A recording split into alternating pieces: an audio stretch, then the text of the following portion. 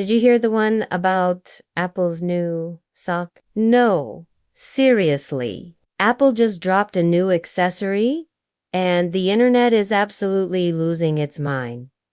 It's called the iPhone Pocket, and it's a pocket for your iPhone. But this isn't just any pocket.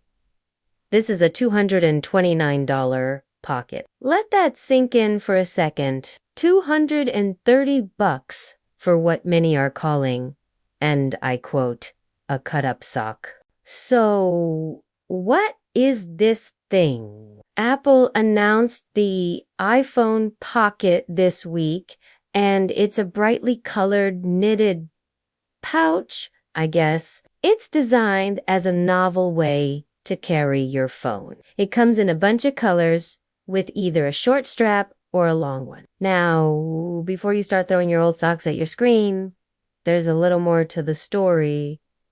This isn't just an Apple product. It's a collaboration with the legendary Japanese fashion label, Issey. If that name rings a bell, it should. The late Issey Miyake is the designer behind the iconic black turtlenecks that Apple's co-founder, Steve Jobs, famously wore. So there's a deep historical connection there. Apple's press release gets a bit poetic about it, saying the product was inspired by a piece of cloth and the simple idea of creating an additional pocket. It's meant to be a fashion statement, a piece of design history. But the internet isn't really buying the high fashion angle.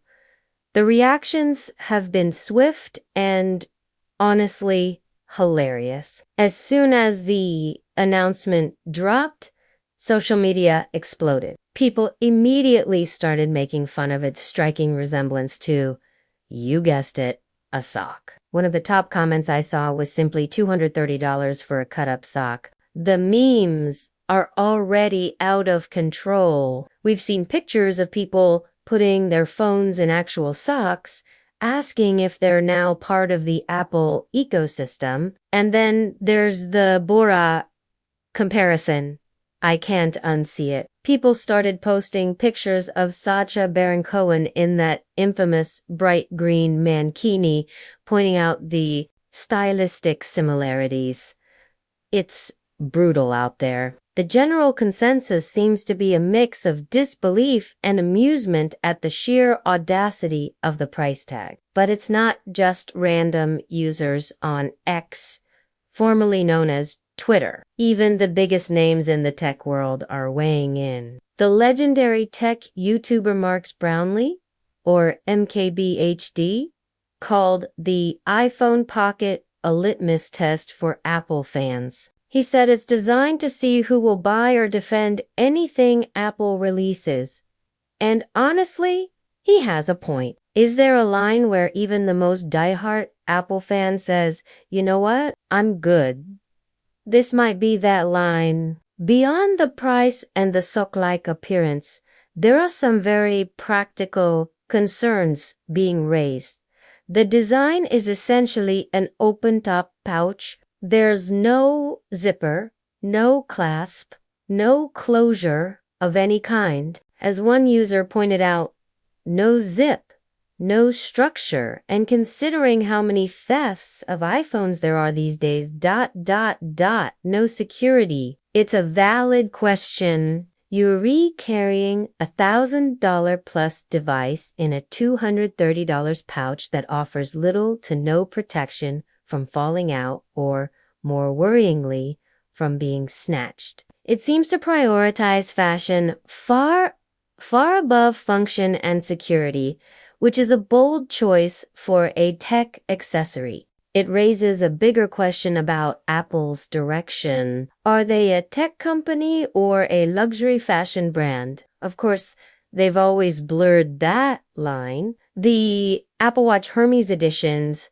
for example, are incredibly expensive and are sold as high fashion items, but this feels different. A watch is a traditional piece of jewelry. A phone case or a phone pocket is generally seen as a practical item. Social media analyst Matt Navarra summed it up pretty well. He said the price tag seems to be less about function and more about form, branding, and exclusivity.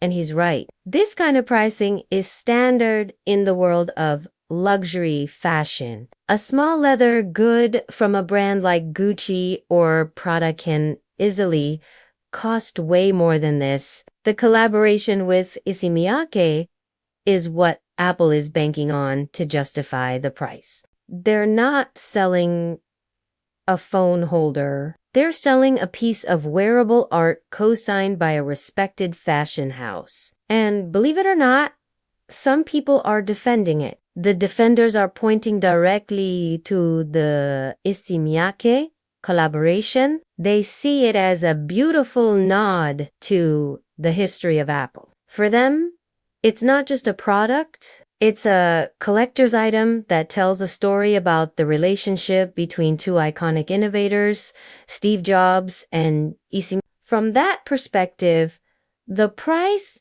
is for the brand, the story, and the design legacy, not for the materials or the utility. So we have two very clear camps here. On one side, you have people who see an overpriced, impractical sock that perfectly illustrates how Apple is testing the limits of its customers' loyalty. They see it as a symbol of brand worship gone too far. On the other side, you have those who appreciate the design, the history, and the collaboration with a high fashion label. They see it as a piece of art, a collector's item where the price is justified by the name attached to it.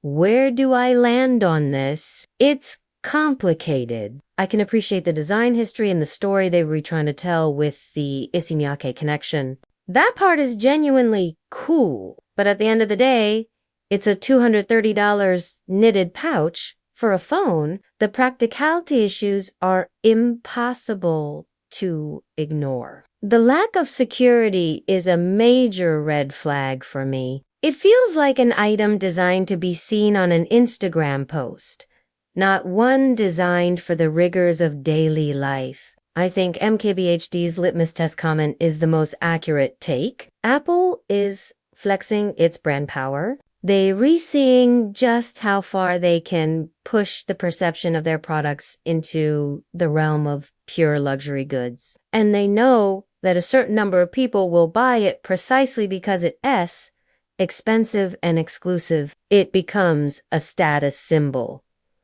Owning the iPhone Pocket isn't about carrying your phone. It's about showing that you can afford to spend $230 on a phone pocket. This whole episode is a fascinating case study in branding, consumer psychology, and the ever-blurring line between technology and fashion.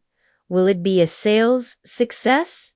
It's hard to say. It's a limited edition, so it might sell out purely due to scarcity and its collector status. But will it be a success with the general public? The court of public opinion has already delivered its verdict, and it's a resounding L. What do you think? Is this a brilliant piece of design history or a ridiculous cash grab? Is Apple a tech giant or a fashion house now? Let me know your thoughts down in the comments. I'm genuinely curious to see where you all stand on the great Sawgate of our time. Is this something you'd ever consider buying?